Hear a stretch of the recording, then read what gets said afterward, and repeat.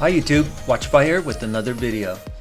I'm continuing down the affordable Casio road, and this time it's a watch that I've owned twice before. It's the gold colored model Casio MDV106G-1AV, and it may be the best looking of the Duro variants. I'm pairing this watch with an inexpensive gold colored mesh bracelet that I got from Amazon for $17. So I'll go over that briefly as well. I got this watch from Walmart.com as they were selling it for the lowest price I could find, which was $49.92. This may be the first watch I've ordered from Walmart's site, and it's really no different than Amazon, except it got delivered by FedEx Ground. It took 5 days to get to me, which I feel was reasonable. Previously, I had the black dialed model in the collection, and then later got the variant with the blue accent second hand and the blue or half blue bezel insert. I sold both of those to make room for other watches, but recently came across this gold accented model, and I really liked the way it looked. I believe it's the only version of this watch that has a different colored bezel, indice outlines, and hands. I'll get the dimensions out of the way, as those are a rather large 44mm case size.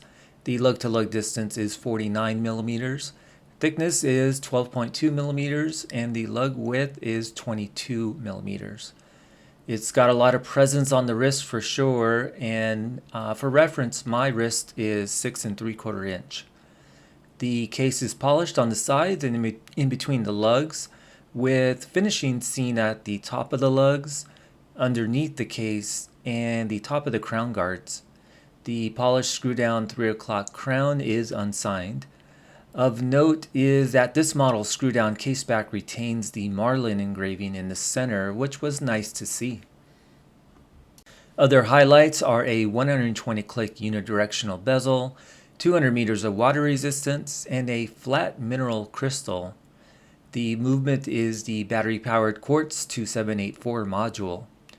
The bezel rotation is acceptable, but on my copy, there is a bit of backplay.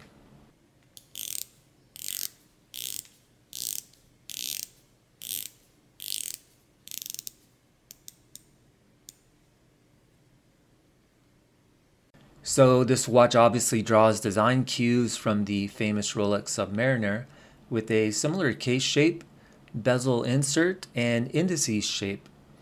Casio is of course not the only watchmaker that has done that.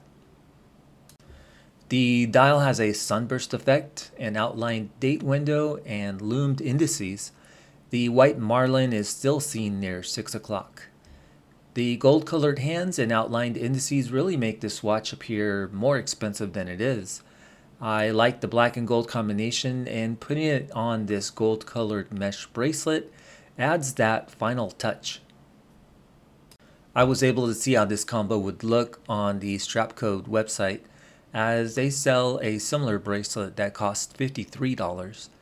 The one I got from Amazon is from a brand named Cardi, and it has quick release spring bars, which is nice.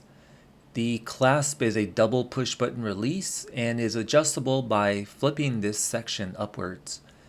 I like how the pressed metal clasp tries to match the rest of the bracelet instead of being a stainless steel color like you most oftentimes see.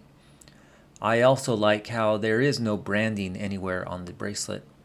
It comes in 5 other colors, and I can see what looks to be identical bracelets from other brands, so I'm assuming these are all coming out of a manufacturer in China. So far it's held up pretty well, and I'm happy with the purchase. Out of the box, Casio Marlins come on a black resin strap, and this gold one was no different. This is the type of watch that looks good on almost any kind of strap you would want to pair it with. This Casio Duro is already well known, and I've done a video on my previous versions, so that's why I'm going to keep this video brief. But basically, even in 2023, this watch is still an incredible value if you can get one for $50 or under. There looks to be 8 other colorways of this watch, and of course it would have been nice if Casio had released a smaller version of it, but I don't think they're ever going to do that. It's a simple, straightforward watch that looks good, can legitimately be used for recreational diving, and it doesn't cost that much. Because it costs so little, I can live with its minor quality control issues like the bezel backplay I mentioned earlier, secondhand misalignment, and the lackluster lume. I think this gold accented variant stands out from the others, and I'm glad to have a Duro back in the collection. That's going to be it for this video. If you found it interesting, feel free to leave a like, comment, or even consider subscribing. I'll leave links to the watch and the bracelet in the video description. Of course, I wanted to thank you for watching, and hopefully I'll see you in another video.